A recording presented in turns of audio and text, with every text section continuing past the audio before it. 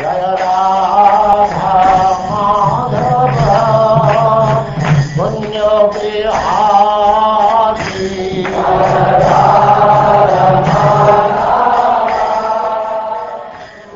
And now Chapter 6. The Yadu Dynasty retires to Prabhasa.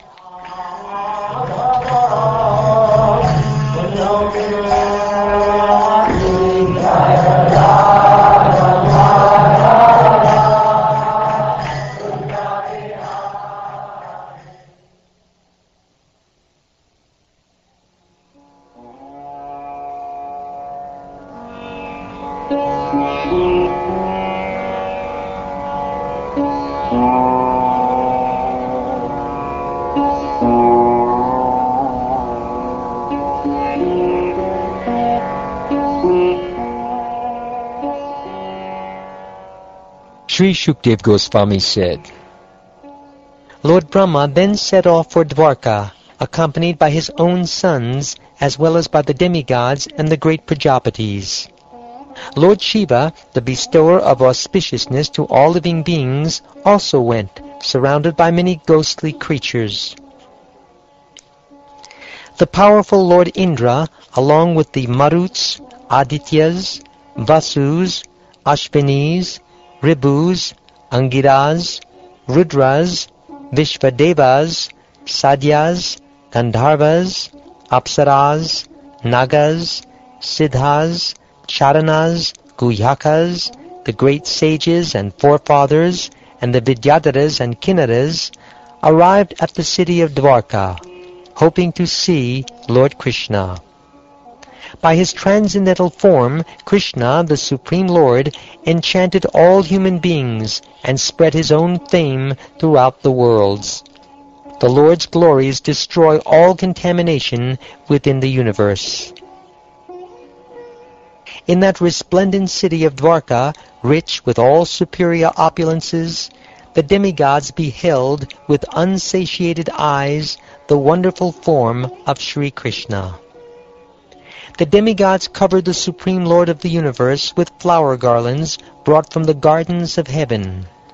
Then they praised him, the best of the Yadu Dynasty, with statements containing charming words and ideas. The demigods began to speak.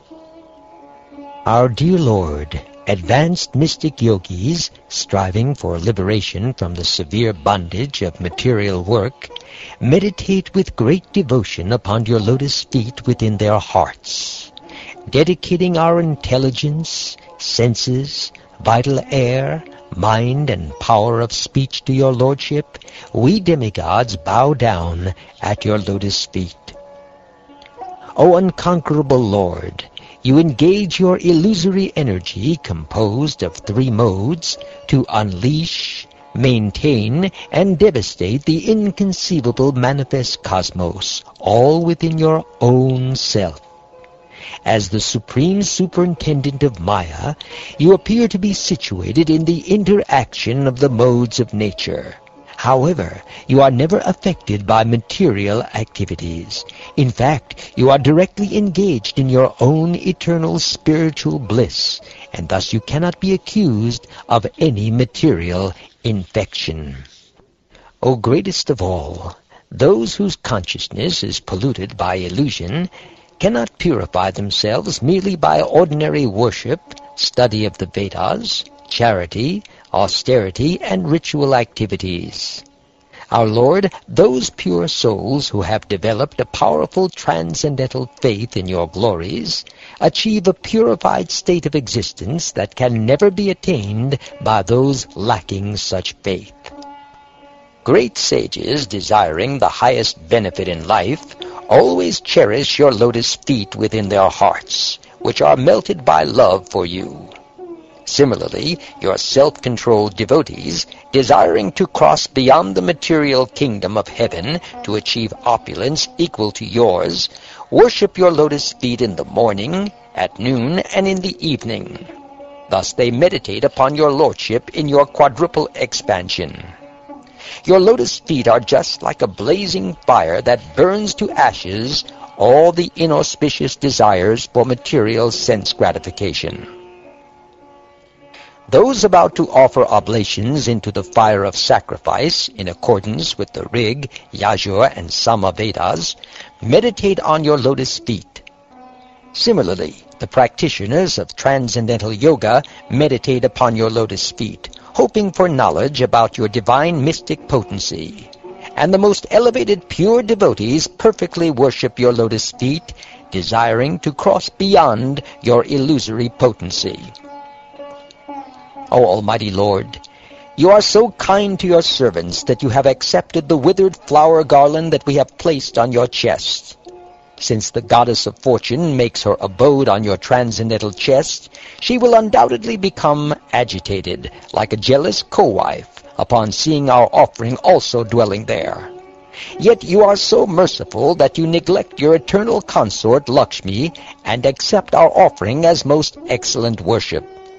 O merciful Lord, may your lotus feet always act as a blazing fire to consume the inauspicious desires within our hearts. O omnipotent Lord, in your incarnation as Trivikram, you raise your leg like a flagpole to break the shell of the universe, allowing the holy Ganges to flow down like a banner of victory in 3 branches throughout the 3 planetary systems. By 3 mighty steps of your lotus feet, your lordship captured Bali Maharaj along with his universal kingdom. Your lotus feet inspire fear in the demons by driving them down to hell, and fearlessness among your devotees by elevating them to the perfection of heavenly life. We are sincerely trying to worship you, our Lord.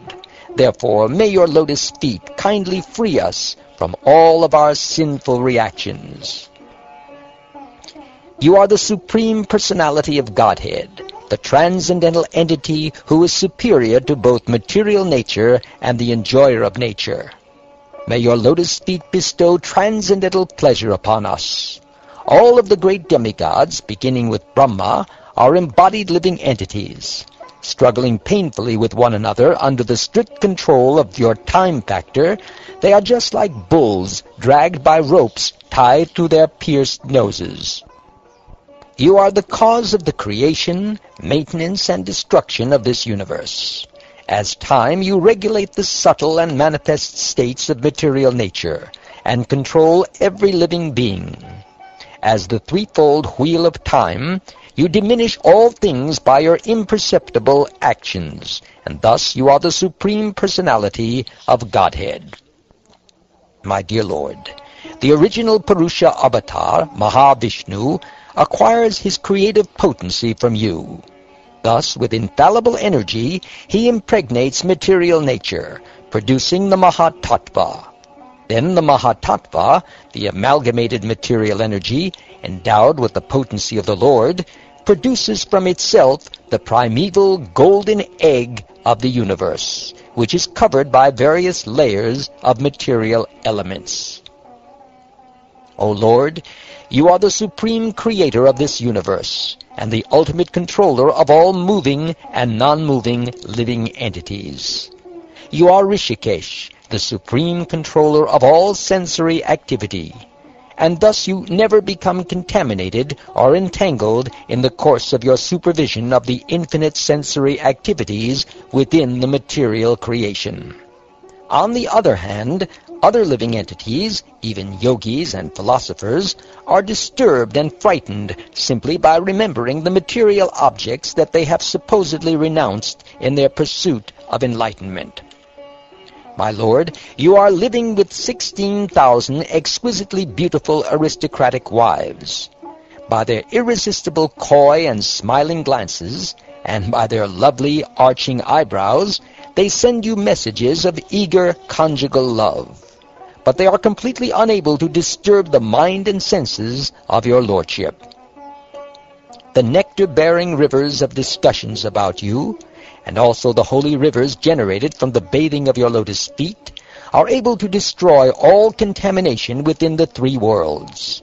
Those who are striving for purification associate with the holy narrations of your glories by hearing them with their ears, and they associate with the holy rivers flowing from your lotus feet by physically taking bath in them.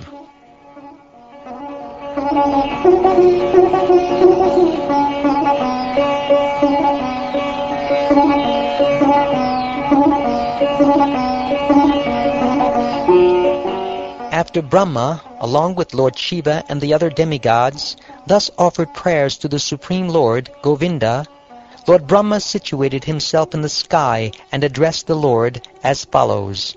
He said, "My dear Lord, previously we requested you to remove the burden of the earth. O unlimited personality of Godhead, that request has certainly been fulfilled. My Lord, you have re-established the principles of religion among pious men who are always firmly bound to the truth.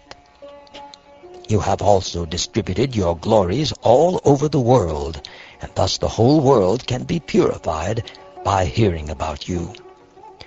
Descending into the dynasty of King Yadu, you have manifested your unique transcendental form, and for the benefit of the entire universe, you have executed magnanimous transcendental activities.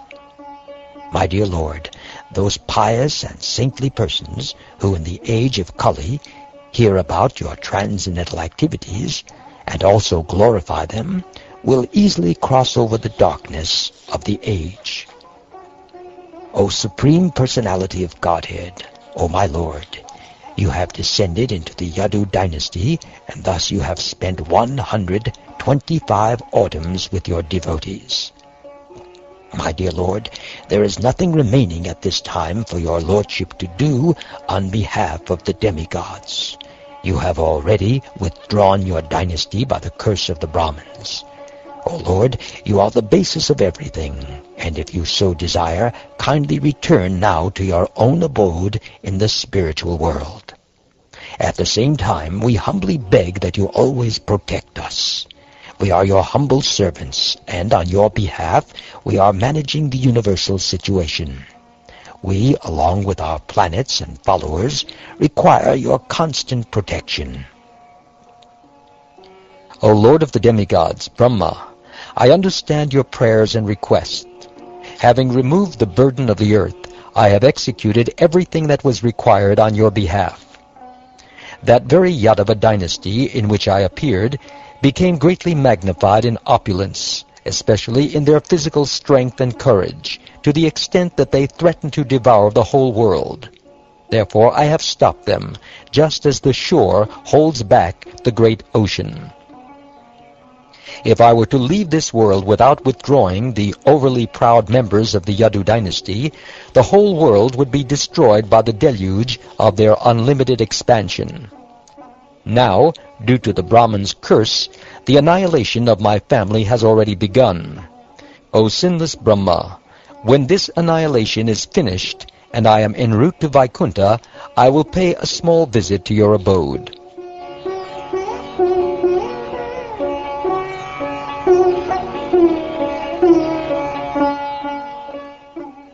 Thus addressed by the Lord of the universe, the self-born Brahma fell down in obeisances at the lotus feet of the Lord. Surrounded by all the demigods, the great Brahma then returned to his personal abode. Thereafter the personality of Godhead observed that tremendous disturbances were taking place in the holy city of Dwarka. Thus the Lord spoke to the assembled senior members of the Yadu dynasty as follows. He said, Our dynasty has been cursed by the Brahmins. Such a curse is impossible to counteract, and thus great disturbances are appearing everywhere around us. My dear respected elders, we must not remain any longer in this place if we wish to keep our lives intact. Let us go this very day to the most pious place, Prabhasa. We have no time to delay. Once the moon was afflicted with consumption because of the curse of Daksha. But just by taking bath at Prabhasa Kshetra, the moon was immediately freed from his sinful reaction and again resumed the waxing of his phases. By bathing at Prabhasa Kshetra, by offering sacrifice there to placate the forefathers and demigods, by feeding the worshipable Brahmins with various delicious foodstuffs, and by bestowing opulent gifts upon them as the most suitable candidates for charity, We will certainly cross over these terrible dangers through such acts of charity, just as one can cross over a great ocean in a suitable boat.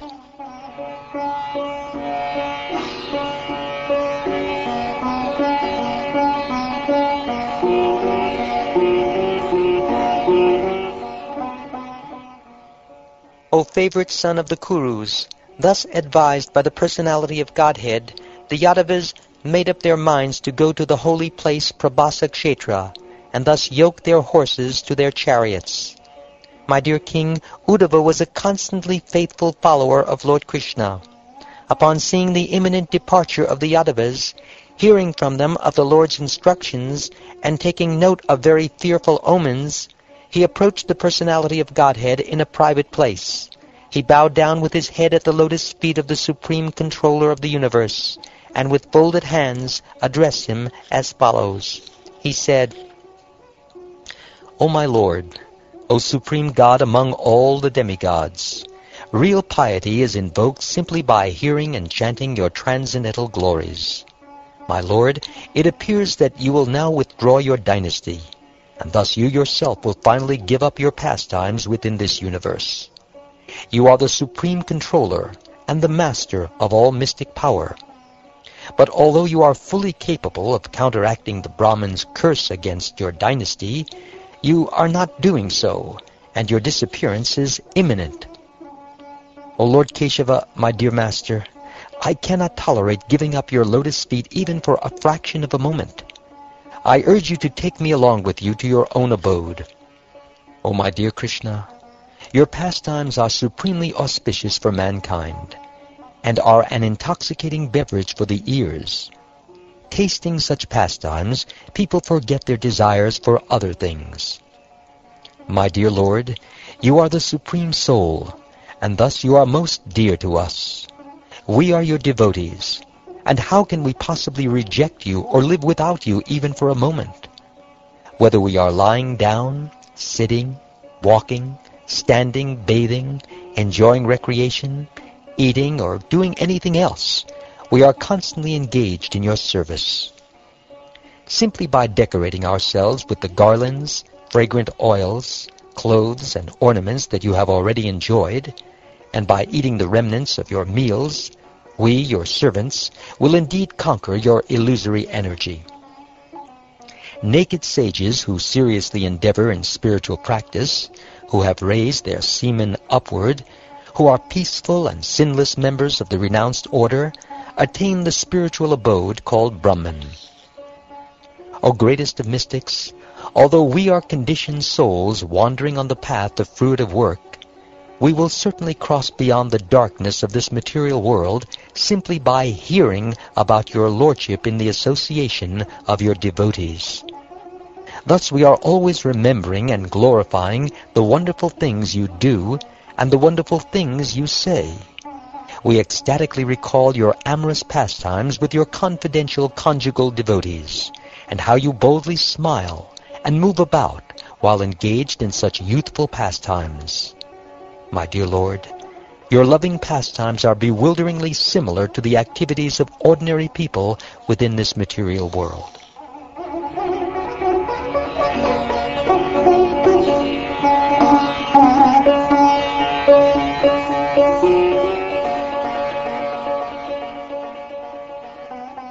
O King Pariksit, thus addressed the Supreme Personality of Godhead, Krishna, the son of Devaki, began to reply confidentially to his dear, unalloyed servant, Uddhava.